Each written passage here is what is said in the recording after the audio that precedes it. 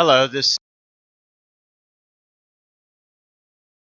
been a while since I made a video. This is not really a lecture, but it's important for my research because I know a lot about secret societies. And how many people know that one of the most powerful secret societies on this planet hails from India? They are a secret group of 9 men. You can call them men. And they are tied together with the infamous Indian leader Oshaka. I'm very well aware of Oshaka. I have heard of this order before, but it gets even more interesting. In 1923, each one of these 9 men, and this organization is supposedly formed 2,000 years ago. That's why I'm saying men. Now, India holds a lot of taboo world history, going back to Rama's Bridge, getting into mermaids with the upcoming lecture I told people I'm going to do about aquatic hominoids, because the Naga in India, I believe, where the mermaids talked about in the Rama's Bridge story. We'll talk about that in that video. So the idea, yes, did the Freemason have a foothold in India? Yeah, but the Freemason, we're talking about lower level. In satanic circles, there is an order known as the Circle of Nine. So this isn't the first time an idea of 9 people holding extreme power. Is it the same group? It could be. But what's even more interesting, in 1923, they released 9 books. Each one of these people of the secret society, I'm going to call them the Order of Nine, I guess, because what else would you call them? They don't really have a name. Um, so each one of these members of the secret society released a book in 1923. The contents of the books are unknown, but it's speculated. However, they know what the topics were about. And the books they released, where do you get this? Deal with everything on how to manipulate human civilization, from propaganda to sociology or socialism. Pretty interesting, right? Right around World War I too, when this happens. So let's read about this. This is at Ancient Origins. I will put this link in the description. I'll increase the text size here a little bit if you want to read along with me. It's been a while since I read. The mysterious secret society of ancient India and the 9 unknown men of Oshaka. There is a pervasive legend in India of a secret organization that allegedly has a vast amount of advanced knowledge in their possession. Believed to have been formed over 2,000 years ago, the 9 unknown men is widely suspected of manipulating political and societal trends in order to further the personal goals of the 9. But is such a secret organization a reality, or is it merely the stuff of legend? Now I'm going to stop. I do know for a fact there is a secret society. Well, you want to call them a secret society, I wouldn't, because a secret society you can kind of join. You don't join the Order of Nine, okay? These men are, if you want to call them men, I highly doubt it. They're probably 2,000 years old themselves. Wink, wink. But there is a Circle of Nine, and I'm wondering, is it the same organization? Because you don't hear a lot about the secret societies of India. It's very hush-hush. And there are Hindu secret societies, I know that. It's very difficult to read about them for me because I can only decipher things that I find written in English. The same thing that goes on in Asia with China. I do know that there are Masonic temples in China, but there are also, like, you have the Order of the Dragon, obviously. Dragon's a real big recurring theme. So I'm wondering if this is the Circle of Nine that is talked about. Is it the same people? Well, let's read on and find out. Origin story. The Society of 9 unknown men was formed shortly after 226 BC by Emperor Ashoka, grandson of the legendary emperor who unified the Indian subcontinent. Chandragupta, yeah, I know my Indian's not great. Ashoka was anxious to uphold his grandfather's legacy and maintain the empire. In the region between Calcutta and Madras, the Kinnigans resisted the imperial rule, leading to an all-out war. Oshaka's vastly superior forces are said to have killed over 100,000 of the Caligula's warriors and deported over 150,000 of the region's villagers. Even though he had won the war, Oshaka was aghast at the carnage such a victory entailed. From then on, he swore off violence forever. I wish some of our world leaders had the same kind of compassion Oshaka did by seeing the devastation of war. Huh? Now, this is interesting. This is an Indian relief that may depict Oshaka in the center. And what I find interesting, it's a recurring theme in a lot of ancient mythology, is Oshaka is depicted as being a lot bigger than the other people in the relief. You may say, well, mainstream would say, well, that's because he was the leader, and that's why they made him bigger. I'm calling BS on that, because we see this in Egypt, we see it in Sumeria. He's depicted as a giant, pretty much, isn't he? And look, there's a horse down here. Look at the size of the horse compared to Oshaka. And this looks like some type of sun wheel. It looks Sumerian influenced, actually. Sumeria and India do have roots. I did the documentary about the Serpent Kings and the Aryan invasion into India. The real Aryans are not the ones you're thinking about. Nothing to do with that. I'm talking about the Vedic Aryans. And they were the Aryans that were heavily researched by Himmler and the SS. For the, there was other reasons they were researching them, and I believe it ties into the Foo Fighter or the Nazi UFO program and the technology of the ancient Vimanas, because one of the books released by the Order of Nine supposedly teaches you how to do anti-gravity and make a Vimana. Gets interesting, doesn't it?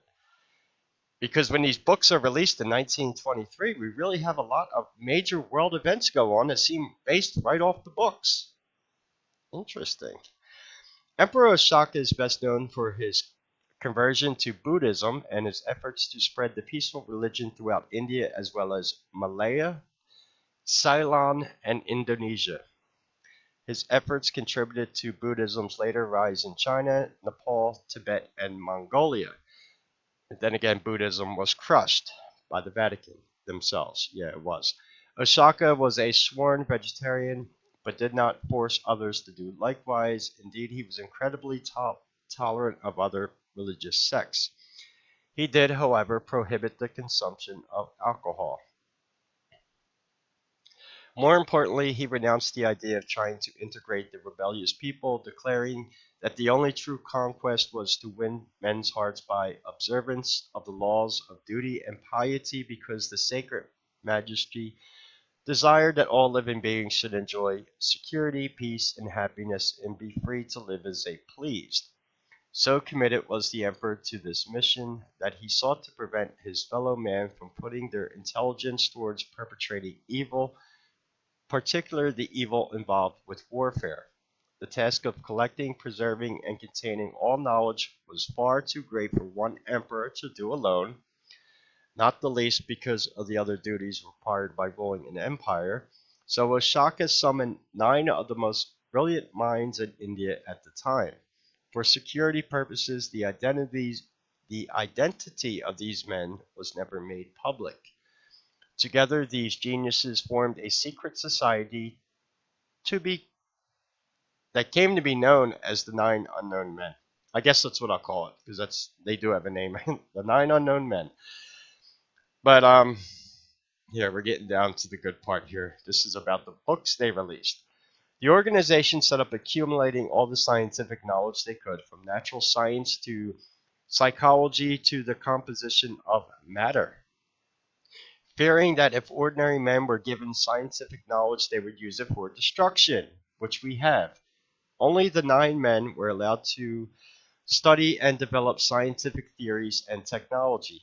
To better accomplish this daunting task, each of the 9 was charged with a specific book that he was to update, revise, and ultimately perfect the knowledge therein.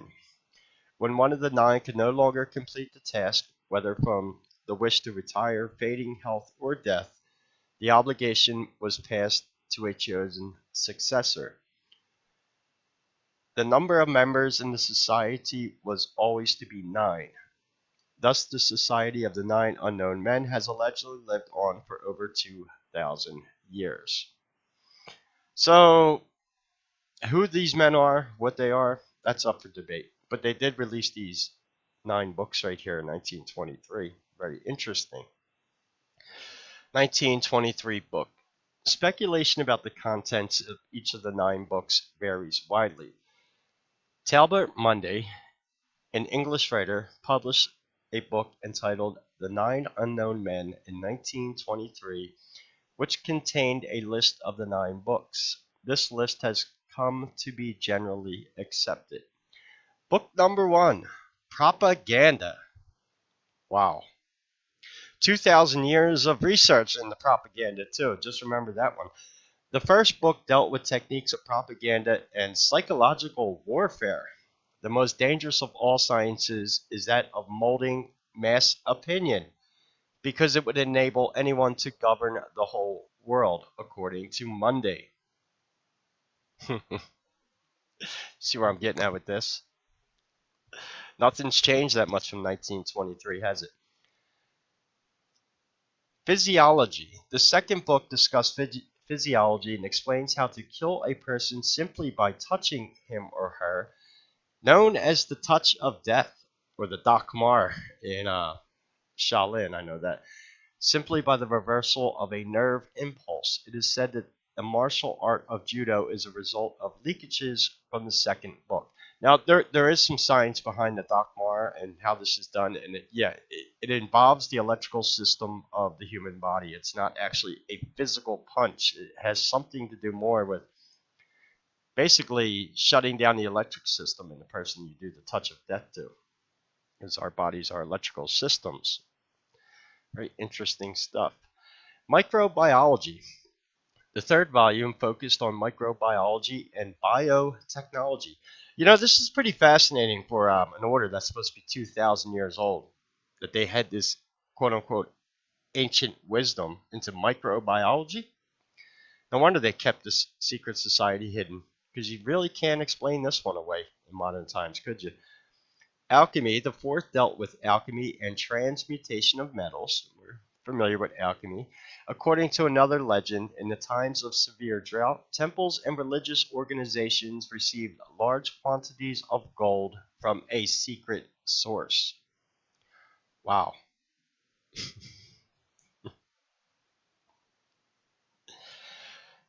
Communication. Book 5. The fifth book contained a study of all means of communication, terrestrial and extraterrestrial.